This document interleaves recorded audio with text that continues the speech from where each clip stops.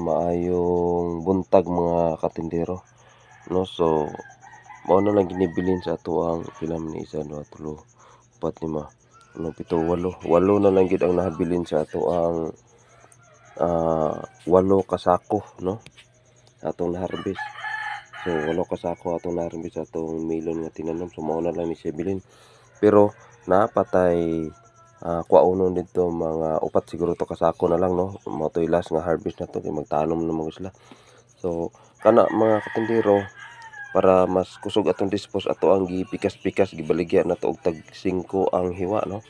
So nara siya mga katindero. Muna siya ato ang mga katindero. Inana siya ka pula. So once pula gali katindero, lami gina siya tamis, no? Mao na siya.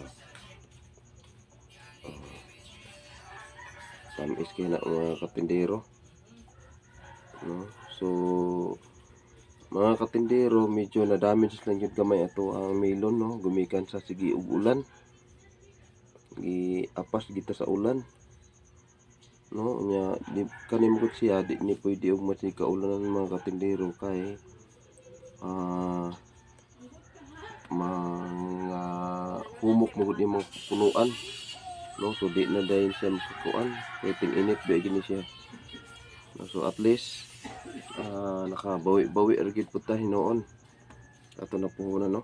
So this coming Saturday atong kuhaon tong mga almost 4 ka sako na po daw, no? So mo to'y last nga harvest siguro na to, no? So ang update na lang mo karong Sabado mga katindero kay moadtom ta dito. Okay, so katindero to pa i-close na to tawa. Ano siya ka yummy mga katindero.